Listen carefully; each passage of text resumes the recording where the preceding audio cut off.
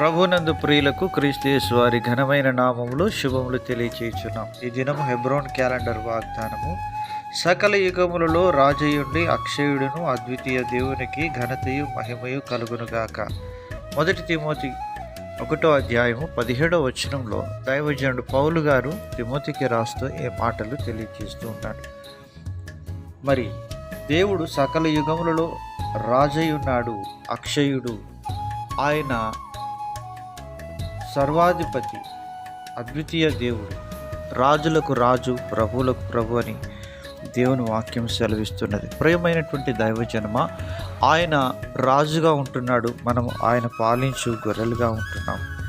ఎందుకనగా ఆయన మన సృష్టికర్త, ఆయన మన దేవుడు, మన నిర్మాణకుడని దైవ గ్రంథం బైబిల్ సెలవిస్తూ ఉంటున్నది.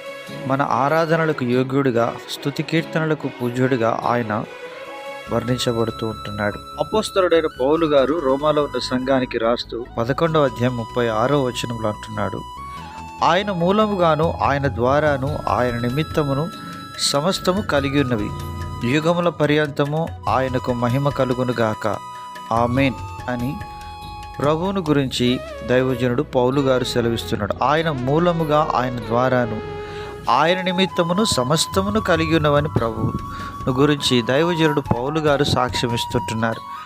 ప్రియమైనటువంటి దైవజనమ, కలిగి ఉన్నది ఏది కూడా ఆయన లేకుండా కలగలేదని యోహాను రాస్తూ మరి చెప్తూ ఉంటున్నాడు. ప్రియమైనటువంటి వారులారా, నీ జీవితంలో, నా జీవితంలో, మనందరి జీవితంలో కలిగి ఉన్నవన్నీ కూడా ఆయన మూలముగానే కలిగినవి, సమస్తము ఆయన నిమిత్తము కలిగి ఉన్నవని దేవుని వాక్యం సెలవిస్తుంది. అందును బట్టి మనం ప్రతి విషయంలో కూడా దేవునికి కృతజ్ఞతాస్తుతులు చెల్లించబద్దులమై ఉంటున్నాం.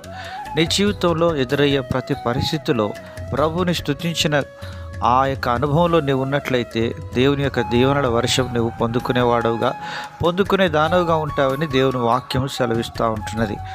మన యొక్క ఆధ్యాత్మికమైనటువంటి జీవితంలో అలాగను మనము ఆయన నిమిత్తము మనము శ్రమను కూడా అనుభవించవలసిన వారంగా ఉంటున్నాం.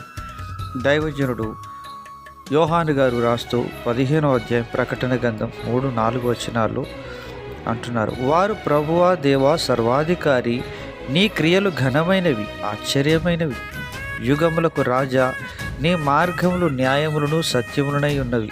ప్రభువా, నీవు మాత్రం పవిత్రుడు, నీకు భయపడిన వాడెవడు? నీ నామమును మహిమపరచని వాడెవడు? నీ న్యాయవిధులు ప్రత్యక్షపరచబడినవి గనుక జనులందరూ వచ్చి నీ సన్నిధిని నమస్కారం చేసిదరని చెప్పుచు దేవుని దాసుడగు మోషే కీర్తనయు, గొర్రెపిల్ల కీర్తనయు పాడుచున్నారని రాస్తూ ఉంటున్నాడు. ఇలాగ మనం కూడా వారితో కలిసి దేవుని